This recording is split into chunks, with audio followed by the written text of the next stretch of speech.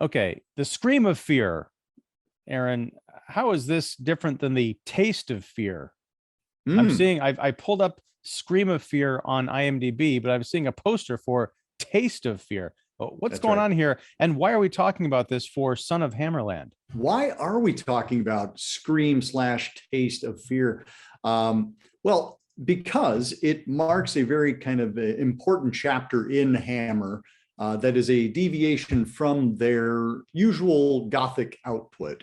In that it posits it's the first one of their black and white thrillers, and it was successful enough, Scream of Fear, that it kind of launched a little mini chapter in the Hammer history, because they had some success with this one. They kept kind of cranking them out, and in some ways it was inspired by the success of Psycho in 1960.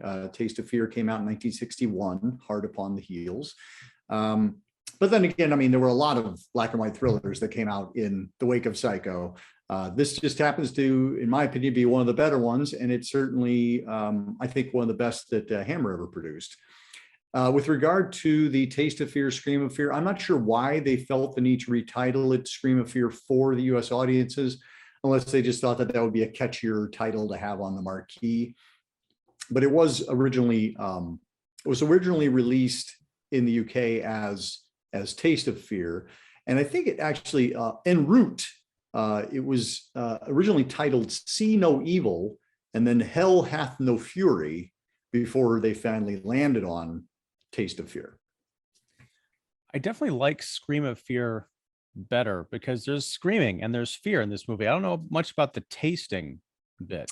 Well, if you see the trailer for Scream of Fear is actually quite fun, and I've never seen a trailer for Taste of Fear, but the Scream of Fear, they actually show you like the audio waves of a scream, and it's pretty fun. And they have a big thing of, like, Susan Strasberg's screaming face, and they're like, this is the only image we can share with you.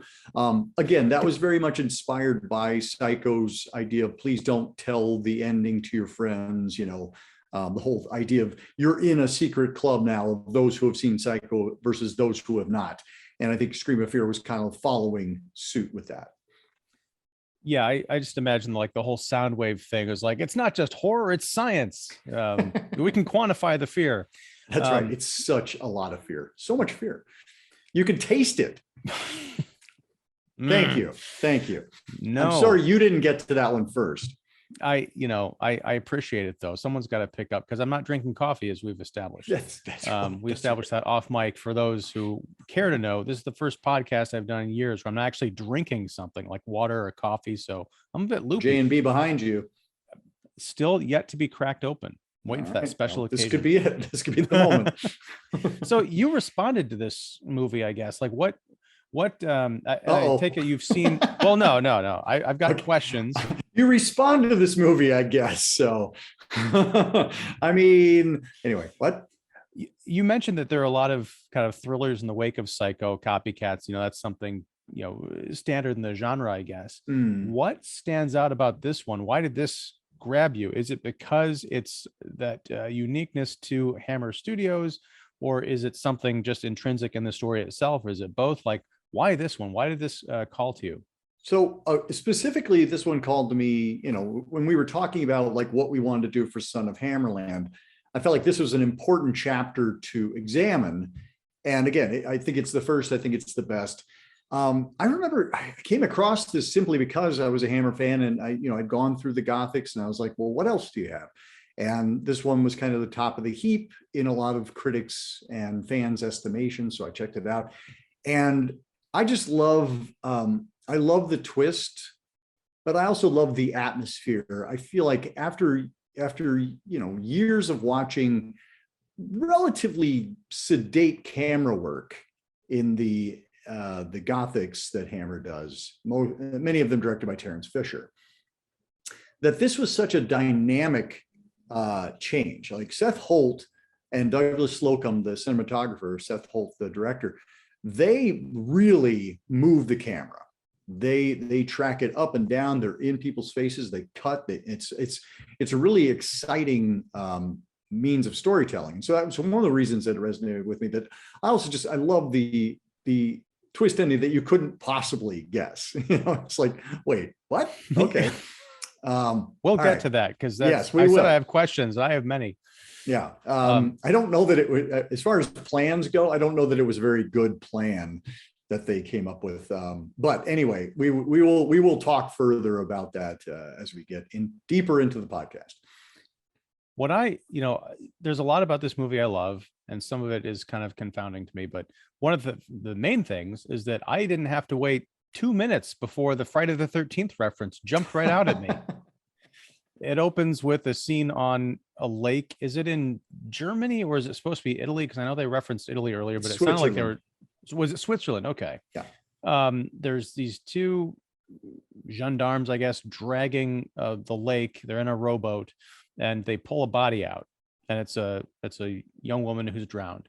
But we see that there are other people on the sort of the beach, like other cop cars, like kind of hailing to them, and I immediately thought of the closing scene of Friday the 13th. Yeah, it looked exactly like that, except in black and white. Yeah, I thought, what's funny is I thought of you, and I'm like, oh, there it is. There it is. We're looking back to shore. But no, what I had to go back and make sure my volume was on, because when the movie started up, it was completely silent except for the sound of like water, just like waves gently lapping, and that's a motif that pops up later in the film. It's because I think I'm reading that book Scored to Death, which will become very important to our forthcoming conversations, that I'm really noticing horror movie scores, and particularly when they are not scored, in moments where you think, well, you could have put some kind of a crazy big over the top violin-y thing to open up your thriller, but no, it's quiet and eerie and very lovely. And we catch up sometime after this body is dragged out of the lake with Penny, who is a wheelchair-bound young lady who goes to visit her estranged father and her father's new wife. Dad has gone missing recently, and there's this whole like idea of, well, where did he go? I thought you saw him. His car's in the garage. No, it's not. There's a servant, a chauffeur named Robert, who is very charming and yet also very suspicious. And it's like an hour 20-minute gaslighting session. Well, I should say an hour 15, until we realize who's been kind of pulling these strings all along. Yeah. And I love the idea of the story, and I also love the pace at times, but I still feel like this was an hour-long Twilight Zone episode that went on for an hour 20. Okay. I mean, fair enough. I find the suspenseful scenes, they carry through, and I feel like, what might be considered padding, I feel like it's a lot of kind of some delicious character manipulation, where you're kind of like, well, I feel like we are consistently doubting everybody. We are doubting Penny. We are doubting Jane. We are doubting Robert. We're doubting Dr. Genard. We're just like, who is telling the truth, and what are they trying to get? I think that's the other thing. It's like, what's at stake here? And things are revealed, layer by layer. And I enjoyed the ride. I hadn't seen this one in a little while. And so going back and revisiting it, I remembered, most of the plot twists, but kind of this time with an eye for seeing how things are revealed. And again, it's a grand reveal. The ending is just like, whoa, okay. But I really, and again, I completely, to what I anticipate you're going to say, there's some huge leaps in logic where you're like, that's impossible, but okay. It's funny because there are some really well done suspense scenes in here.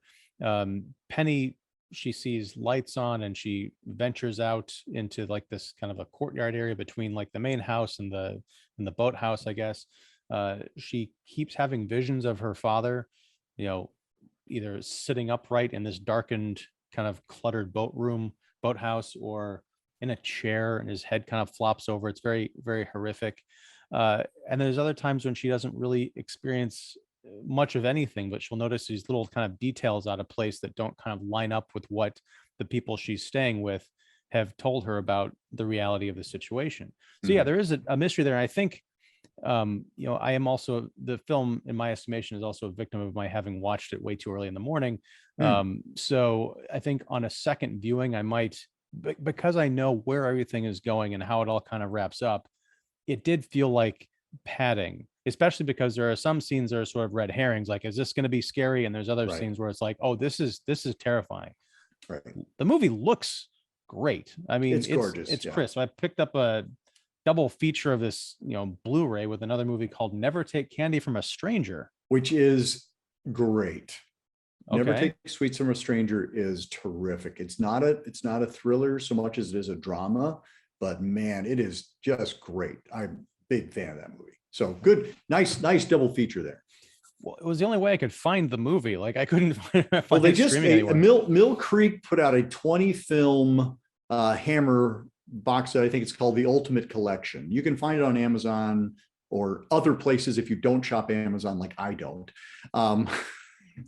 Jeff Bezos, you have enough my money, thank you. But anyway, but it is a really great bargain. And on that 20 film collection, there's a lot of kind of these under the radar. I think Don't Take Sweets from a Stranger's on there as well. Scream of Fear, a lot of like underrated films that you don't see popping up elsewhere. So I think it's a worthwhile investment for those who are seeking it out, seeking to dig a little deeper into the Hammer canon. Well, especially for us when we do next year, grandson of Hammerland, I guess, or whatever it's going to be. But grand uncle, the first, second cousin. Yeah, it's. Tell me about the Penny Appleby, played by Susan Strasberg, who you mentioned. Right. I don't know if I've seen her in other stuff before. I thought she was really great, a terrific, presence in this movie, and it reminded me of some discussions I've had lately, particularly with Mark Krawczyk on the Spoiler Room, about modern films and how people are constantly amazed by like strong female characters in movies. And I'm working on this. I have a working thesis. It's by no means perfect or definitive, but I feel like a lot of people who are writing these kind of think pieces were born 20 years ago. So they came up in a culture that has been constantly saying there's never been strong female characters in movies. Sure. But I'm constantly going back to these older films. And the further back I go, the more of these really great parts emerge. And they're not damsels in distress. I mean, the scene between her and Dr. Gerard, and we'll get to Christopher Lee in a moment, where he's talking about her, condition, and she, he's like kind of like a poor little girl, it'll be fine. And she kind of snaps back with like, I know more about my body and science than you do, is just really phenomenal. I think the highlight of the film, aside from that daffy, weird, like I call it a triple twist ending, is the reason to watch this, really. Yeah, I agree. And the thing is, like, I mean, I think Penny certainly starts off kind of as the quavering, wounded bird. And I know when my wife and I were watching it, and she was kind of like, oh God, she's just going to whine through the whole movie. But then she really does show some spine, some steel, especially in that confrontation scene. And she's really, kind of great about setting boundaries, like Jane, the stepmother, tries to kind of comfort, etc. And she's really like, no, I'm good. Stop. And, it's as opposed to just watching her being like mown over, like we've seen in other horror films where you're like, come on, just stand up for a second. Like, well, she actually that'd be a little bit hard for Penny, unfortunately. Or see, that's right in line with my, when Ronald literally picks her up at the airport. Could you pick me up? No, really, I need you to pick me up. But so just kind of a little bit of the backstory on this one. Jimmy Sangster, who wrote a lot of the adaptations for Hammer's golden years. He wrote the adaptation for Curse of Frankenstein, for Dracula, for The Mummy, etc. And Sangster at this time, he kind of had the golden handcuffs on, except for it was Hammer, so they were cheap. So they were kind of like, tin handcuffs. But he was looking to kind of break out of, he'd written a movie called The Trollenberg Terror, which was released in the US as The Crawling Eye. And part of the campaign was written by Jimmy Frankenstein Sangster. And he's like, oh dear, I realize that I'm being identified as a certain type of screenwriter right now. So he wanted to write something different. And he wrote this script on spec. And he shopped it around to various British studios, not Hammer. And he ended up landing at Rank Films. And the producer loved it, signed him, and then immediately died. And so Sangster goes, oh dear, because the brother-in-law of the guy who died was apparently not an experienced film producer. And he's like, oh, this is not going to go well. So he immediately turned to Michael Carreras over at Hammer and said, hey, do you want to look at this script? And Michael Carreras ended up buying the script back from Rank to produce at Hammer. So even though Sangster was looking to do something different outside of Hammer, he ended up back at Hammer, but he still got to do something different. And again, I think this kind of opened up a few more doors for him, in that he was able to show that he was able to do more than just kind of recycle Universal classics.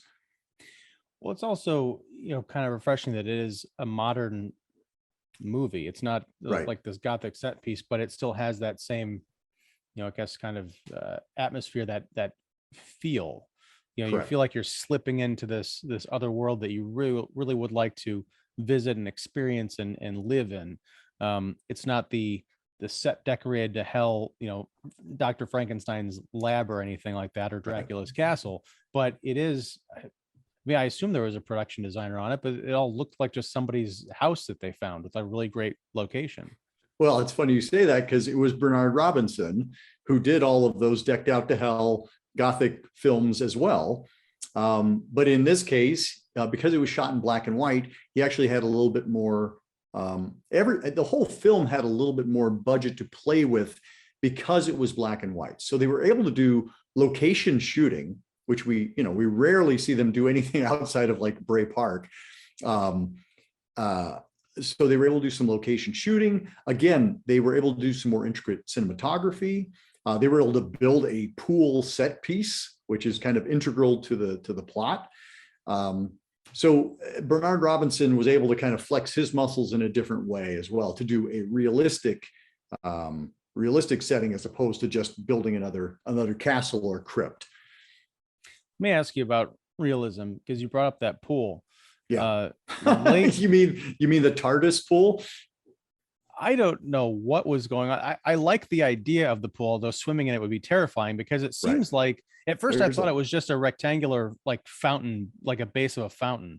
Oh no, that's a swimming pool, because there's a lot of this film that's hard to see because it's shot in the dark. It's not, it's almost natural lighting, because you really have to struggle even in high def. You're like, what am I looking at here? And that kind of adds to the tension.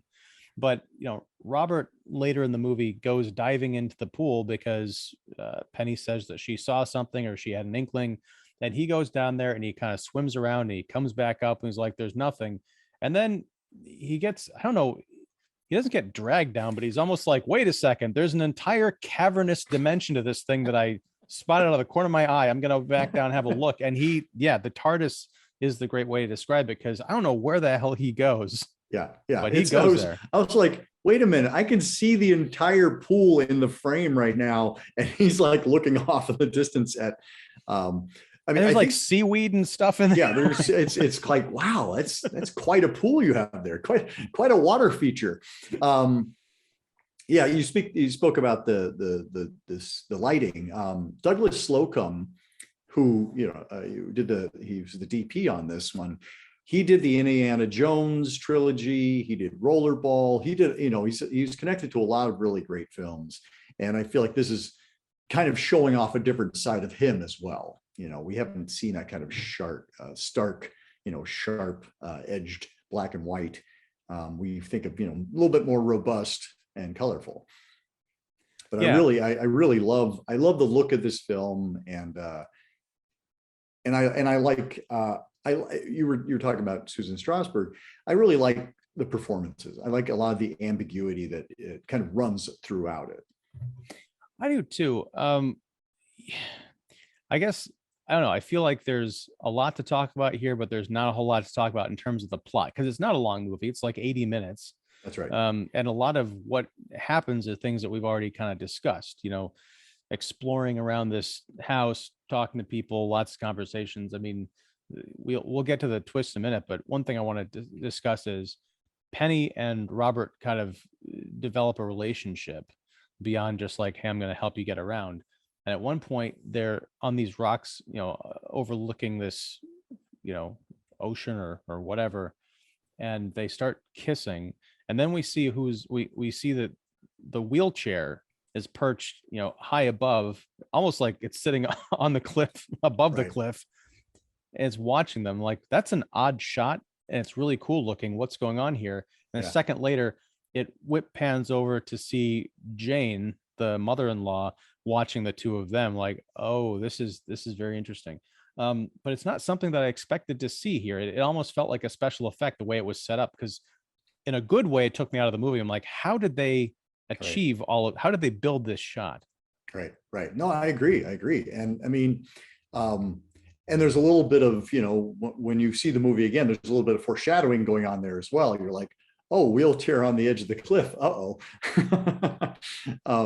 There's a lot of cliffs play into this movie. There are probably people out there watching this who have not seen Scream of Fear. And despite some of my misgivings, I highly recommend watching it. Yes. Because of the performances, because it looks great, because it is, as you discussed, a different view into the talents that people have been making the films we've been talking about for 2 years. But I will say, if you haven't seen Scream of Fear, pause now, come back when you have, because I got to talk about this ending. Robert goes diving into the pool, finds the old man. His body is like the beautiful, like white hair, just kind of like floating upward. It's really nightmarish stuff. He comes back and says, okay, we're going to the police. And he says, I got to go get dressed. Meet me out front in 5 minutes. And I'm thinking, if they really suspect that, I don't know, Jane or the Dr. Gerard are really behind this, this is the classic slasher movie thing of like, let's split up and we'll meet. Nothing bad's going to happen. Did that bother you? Did it bother me? No, it's such a trope that I was like, sure, of course. I'll go get the car. You can't get the car. I got to get the car. I'm not going to push you because that'd be, yeah. Why would I take you with me? I don't know. I think, they were thinking impulsively. It only works really, I think, because Penny turns out to be who she is. Because I feel like that would be, especially someone in that vulnerable a situation. Like, if there are murderers afoot, particularly possibly two, they're going to be at an advantage if someone's discovered. But okay, so they're driving in the car. Robert's up front, Penny's in the back. All of a sudden, they see Jane out in the middle of the road. He's like, oh, I got to go talk to Jane. Pulls the car over, and then the car just doesn't really stop going, and it heads right over the cliff. And we get this wonderful shot of Penny leaning forward in the car, like over the front seat, and she sees the corpse of her father laying there decomposing. And then we hear the screams and everything, and the car goes over the cliff, and Robert and Jane are revealed to be, they're basically in it for the inheritance money of Penny's dad. I thought that was great. I thought the movie was going to stop there, and I really kind of wished it did, because by modern standards, it's, we've seen this kind of reveal before, but I imagine in 1961 it was still fresh enough that would have been enough. But we keep going. Yes, we do. And I'm just like, anybody whose plan involves going over a cliff in a car and expecting to survive, that's not a good plan. That's a terrible plan. I would be taking Dr. Gerard over and be like, excuse me, wait, what are we doing? No, just go along with it. It'll be fine. Well, I mean, considering that what these people all think of each other, I don't think anyone would have been bothered if, like, oh darn, the plan didn't work out. Now I'm the only one left holding this giant bag of money, right, in the form of a house. Yeah.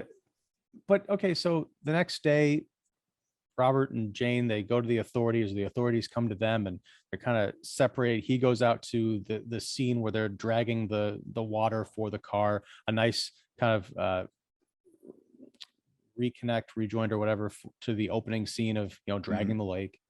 and then Jane is talking to the attorney about like how this is all going to work financially. And it turns out that Penny died 3 weeks ago, the real daughter. And the only way this works is because no one in this family, in this branch of the family, has ever met her, because dad remarried. Like Penny had gone off to live with the mother and the sister. The sister also committed suicide. That was a nice little bit of kind of red herring business earlier on. And it calls to mind, like, okay, so whose body was that in the rowboat in the beginning? Because we're not given a timestamp, like 3 weeks later. It could have been the sister from several years ago. We just don't know. Right. I think we're led to believe that it's, the real Penny. But it turns out that our Penny was the good friend of the real Penny, Maggie. And she kind of flipped out when Penny killed herself and decided to figure out what this whole deal was about, and posed as her and came to meet the family. Well, because this was all part of their scheme, was Ronald and Jane's scheme, was that they were, right? Robert. I'm sorry, not Ronald. Ronald is the actor. Robert and Jane. But that was part of their scheme, was they sent a letter to Penny saying, please come. And they signed it, to the dad, or signed it as though the dad had sent it. Yeah. So they were posing as the father. Now, the father apparently hadn't told Jane or Robert that his daughter had been found, and so that was the clue for Maggie, was that, oh well, why would he be inviting his daughter, who he knows is dead? And so she was like, okay, clearly something's afoot. So I can't remember when she connected with Dr. Gerard about that.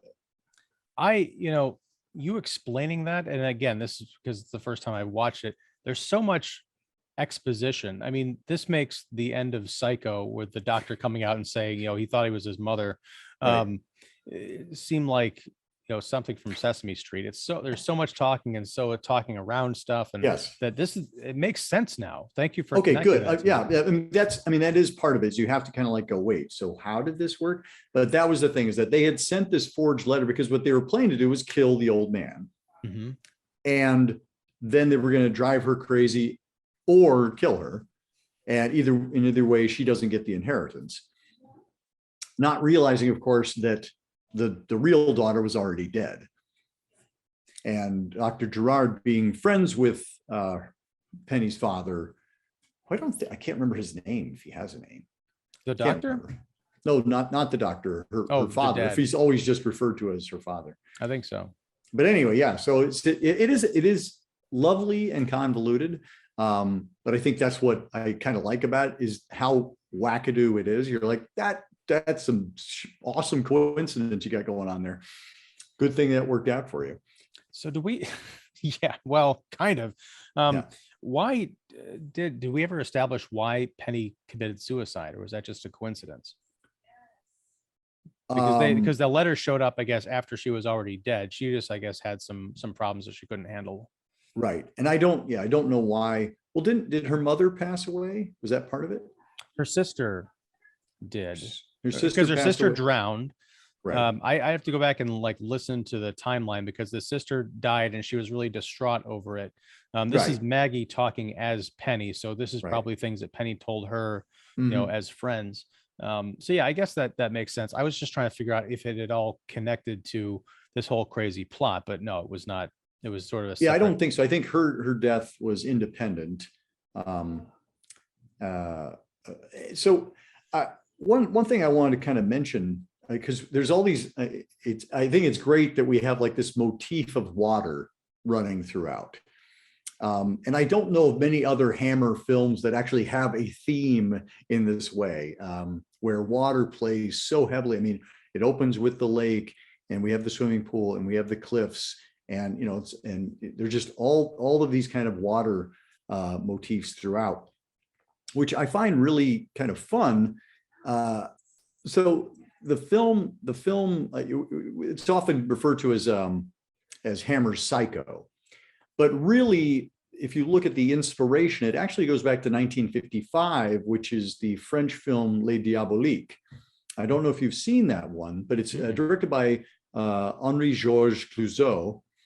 And he's the one who actually inspired Hitchcock to do Psycho, because he was like, oh man, this black and white thriller thing really paid off for Clouzot. And the writers of Les Diaboliques, who I won't even try mangling their names, but he recruited them to do his next film, which was Vertigo. So he was, and the book that Les Diaboliques is based on, apparently Clouzot beat Hitchcock to purchasing it by a matter of hours. So it's, anyway, so Les Diaboliques actually also concerns a swimming pool and a missing corpse and a very, very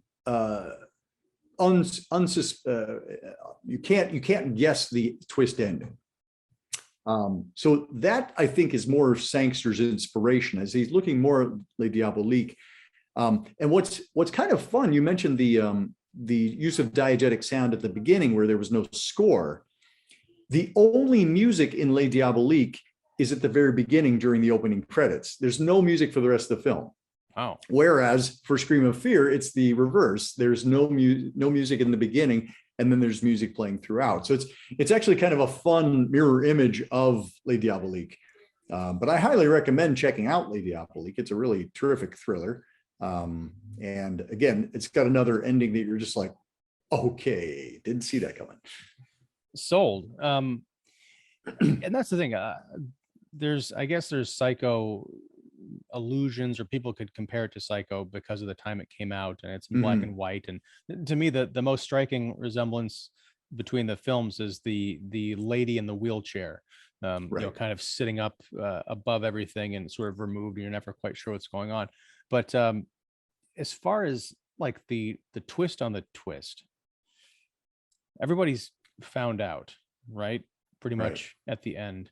And at one point, Jane goes to confront Penny, who's sitting in the wheelchair on top of the cliffs. And they, you know, all the cards are on the table. And Jane is just kind of a mess at the end of it. And she, Penny stands up in this great kind of a heroic moment. And then she ascends the cliff, like going back down towards the house. Jane sits down in the wheelchair. Like, my life is over. Little does she know, all of a sudden, Robert comes in because he's figured out that he's busted, and he runs up and he thinks he's killing Penny. Yeah, he charges the wheelchair. Yeah, or Maggie, or whoever the hell he thinks it is. He knows he's been, fooled. He charges the wheelchair, kicks it over the cliff, body falls down horrifically, and he doesn't have much of a reaction. It's not, he's like kind of a cold-blooded snake. I guess he has been the entire time, but there's no like, oh my God, it's the wrong person. He's like, I was going to kill somebody. Right. Somebody had to go. Yes. I mean, yeah, and you get the sense that probably Jane wasn't long for this world anyway, because he doesn't seem like the type who really needs to share.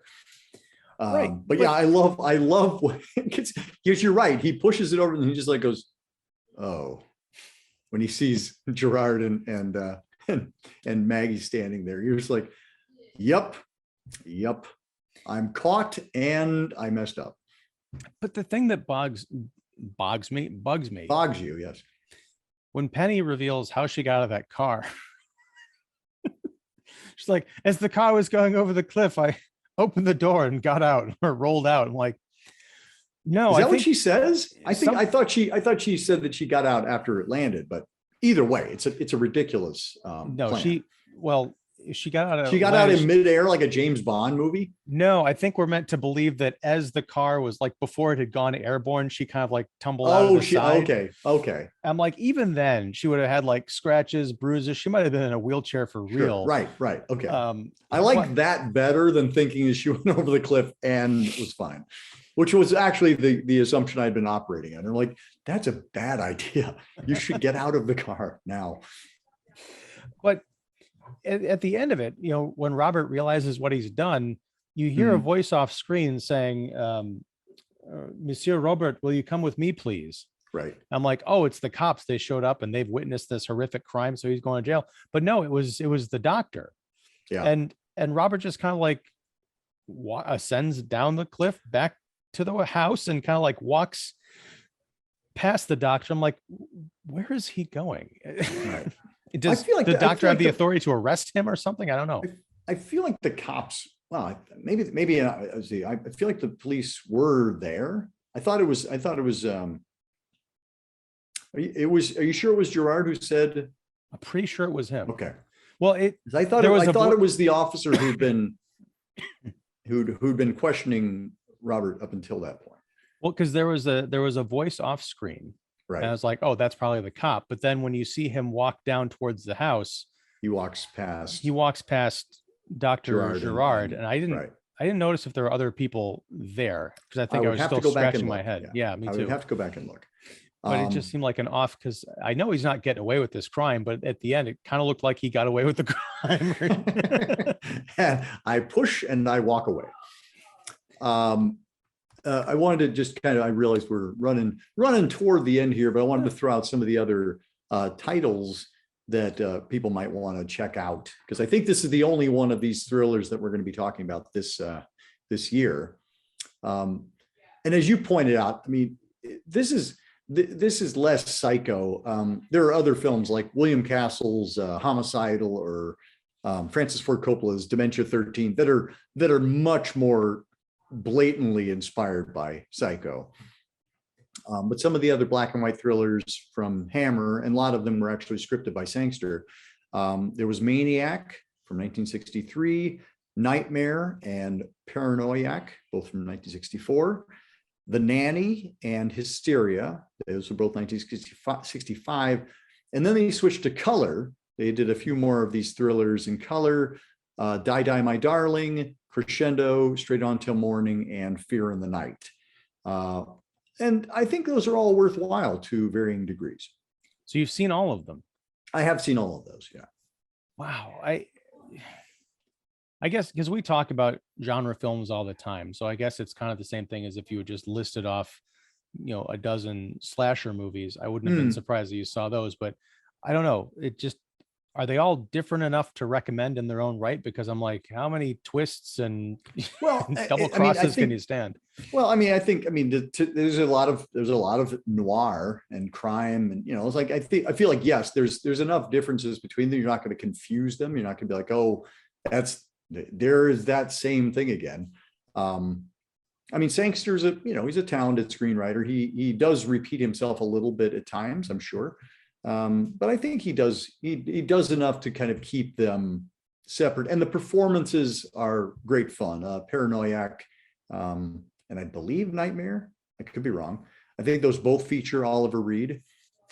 And they cast solid performers and good scripts, and the technicians are all solid. So yeah, I'd say the whole idea of spotlighting Scream of Fear is to kind of say, here's another face of Hammer that perhaps you have not seen or considered, because you have an idea of what Hammer is. And this is very, something else. This is like Hammer, a different face of Hammer that you also might enjoy. Yeah, similar to the Quatermass experiment. Correct. I said it right this time. Good job.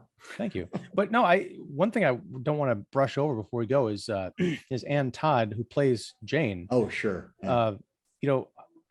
Every performance in this movie, with the exception of the doctor, because Christopher Lee he's really good, but he just doesn't get that much screen time. But right. There's a duality to every single character here.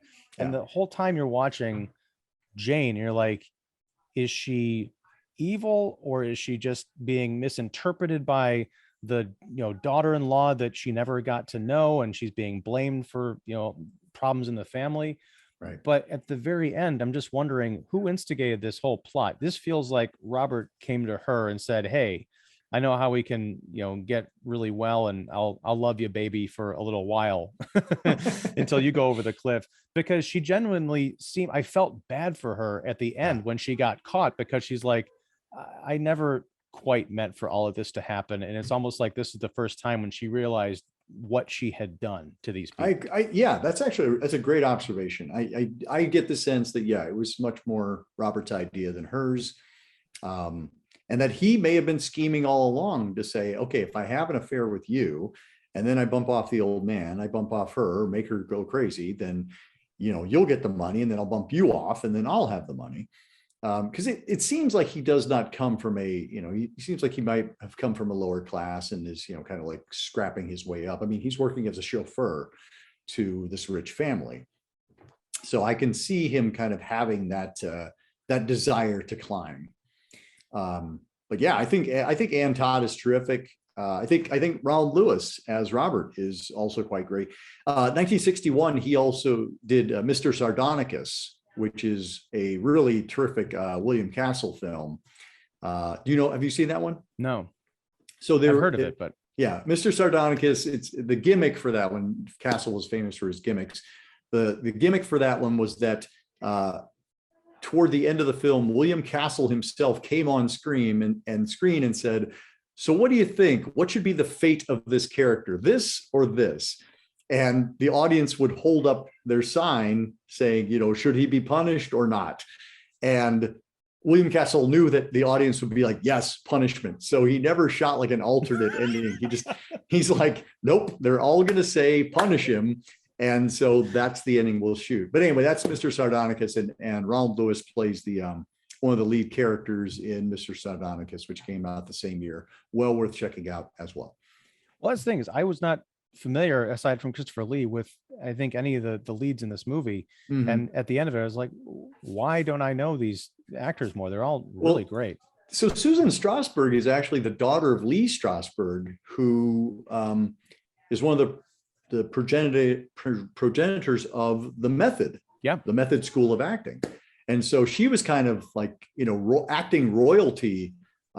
She originated the role of the Diary of Anne Frank, or rather she originated Anne Frank in the play of I was going to say, I think Anne Frank.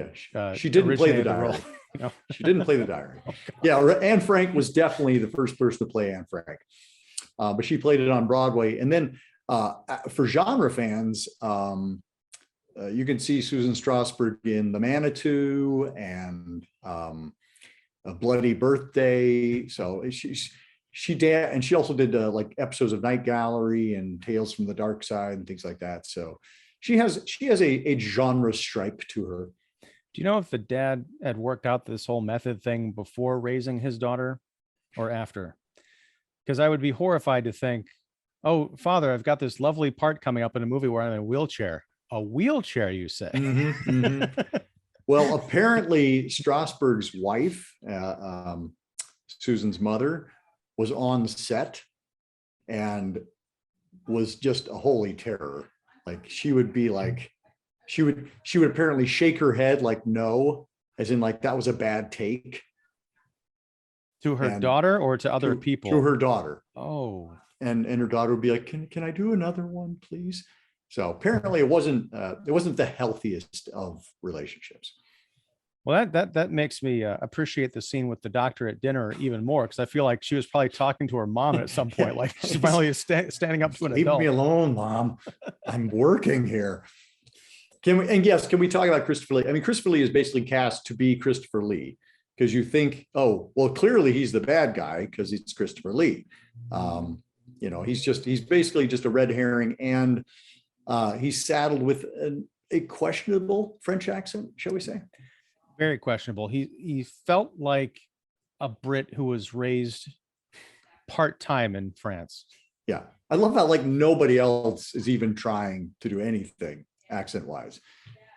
Clearly, mom and dad, well, clearly Susan Strasberg is American. Mm-hmm. And dad is, but like, where did Robert come from? You would think you would hire a chauffeur, a local. He could be a local. Maybe he was a transplant from wherever. I mean, that's the thing is that could be. Okay. I don't know. The rich and famous, the world is their playground. They don't have to be from anywhere. Damn it. But Elon Musk, Jeff Bezos. See, this would be my rage against, capitalism right here. Well, I gotta say, I was so convinced of the depths of Robert's evil by the end of this movie that I was thinking, how far back does this go? Did he kill the mother? Did he drown the sister and make it look like a suicide? There you go. Because I feel like this guy's playing the long game. He's done. He's exactly. I'm just going to murder everybody until I get the money. But yeah, there's no indication that that's the case, but it does, it's not outside the realm of possibility. I like that. See, again, one more time where you come up with a better movie than the one we've just watched. It's an addendum. But yeah, I'm glad that you recommended this. I'm glad we watched it. I'm sure that the next time I watch it, for the reasons I mentioned before, I'm going to appreciate it on a different level. Yeah, I think that's all I've got to say. Anything to close out the Scream of Fear? I think like Psycho, like Les Diaboliques, like Homicidal, like Dementia 13, like all these movies that kind of hinge, Fight Club, things like that, where it's like it becomes a different movie when you watch it the second time because of the twist ending. You're like, oh, wait a minute, that means X, Y, and Z all the way along. Which kind of makes, for me, it's a lot of fun to be able to watch the movie and now you're watching it from a completely different standpoint of, oh, that person is not who they say they are. They do not mean what they're saying. Well, I just realized something I wanted to talk about for a minute or two. Great. Another question. Okay, so Maggie is her name, the Yes. fake Penny. She's up there playing the players. She's kind of tricking them just as they are trying to trick her, but they're also trying to drive Penny insane by propping up dear old dad's corpse in different places, kind of gaslighting her. Maybe this is something I'll pick up later on, but I feel like if there wasn't in this movie, it was sort of a missed opportunity to see what that kind of terror would do to someone who was even in on the gag. Like Maggie knew she was going out there to try and expose these devious people, but even she must have had a point where she was freaking out, like, I swear I just saw a corpse.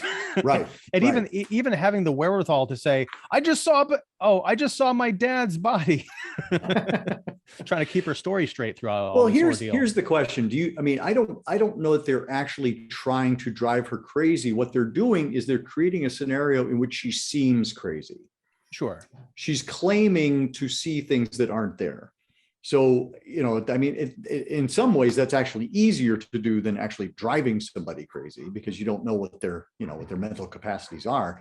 But to be able to say, okay, you keep saying you see this dead body popping up and there's no body, and you keep saying this, and like all of these things aren't really what's happening, my dear. So in that regard, but to your point, yes, I think if you're rolling around and you don't expect to see somebody, I don't think, even if I knew what had happened, I wouldn't want to be in the same room as a corpse, a watery dead corpse, watery corpse, like propped up in various. Every time I turn around the corner, I'm gonna be like, okay, there he is again. Thanks. Well, it's partially the creep factor of seeing this body, but it's also knowing that you are in a house with people who would take the person they killed and prop up their body in different scenarios. Yeah. Not only they're murderers, but they're sickos. Yeah. That gets back to my whole question of like I'm going to go get new clothes on, meet me out front in 5 minutes. I'll be like, hell no, we are not leaving each other. But I'm unfortunately going to have to leave you, Aaron Christensen. Quite all right. Dr. AC of Horror 101 with Dr. AC, and I'll have a link to your review of Scream of Fear down in the description below. I have not read it yet because I wanted to make sure I watched the film first.